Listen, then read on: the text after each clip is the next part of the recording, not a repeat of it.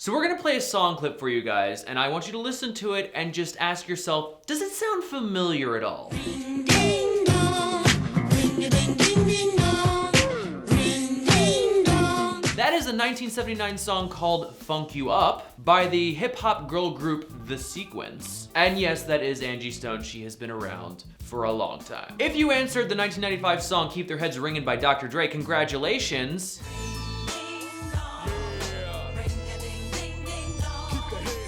I'm sure you thought the 90s were great, but yes, that was sampled in the Dr. Dre song. But the group's representation, Kaylee Bowyer, is also trying to argue that the song Uptown Funk sounds a little bit like it too. This is that ice cold Michelle fight for that white gold. So much so that it qualifies as copyright infringement. Bowyer claims that the hook to both songs are pretty much identical. I'm not so sure about it, but what do you guys think?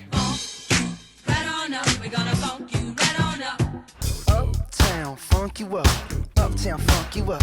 I said uptown funk you up. I mean, I'm sure there have been plenty of people over the years that have been like, wow, the word funk kind of looks like a swear word, it's one letter off. But let's see what some of the people said. Gal Butler, I knew Uptown Funk sounded familiar. Yes, I remember this song, wow. So either you're in your 50s or you have a really, really good appreciation of like obscure 70s funk. Obscure 70s funk.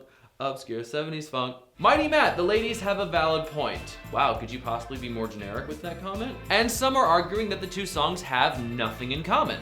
Scuba Steve, that song's, that's gonna bother me. That song has elements from like 50 different songs. Catchy, yes. Original, no. I'm shocked and saddened by this frivolous lawsuit. No, not really. Funny how your username comes from a comedian who is also not original. I Betty, these songs sound nothing alike. Shake my head. Thank you for that deeply nuanced commentary. Others are trying to argue that it's a coincidence. After all, pop music is known for being pretty formulaic in the first place. Popular songs are always gonna sound like popular songs because, well, there are only 8 notes out there. So yeah, how many pleasing combinations can you combine with just 8 notes? Also at the center of this debate is a lot of misconceptions about how copyright law when it comes to music actually works. The copyright applies to the song as if it were written down on sheet music, so we're talking just the melody and the lyrics. Anything stylistic about the recording, unfortunately, can't be copyrighted. But it's also kind of convenient that this lawsuit is coming after Uptown Funk won Record of the Year. I think that song really came out of a moment of like pure joy, like us jamming in a room playing the music that we probably love the most. When I say us, I mean Jeff Basker, who produced it with us, Bruno Mars and Phil Lawrence. And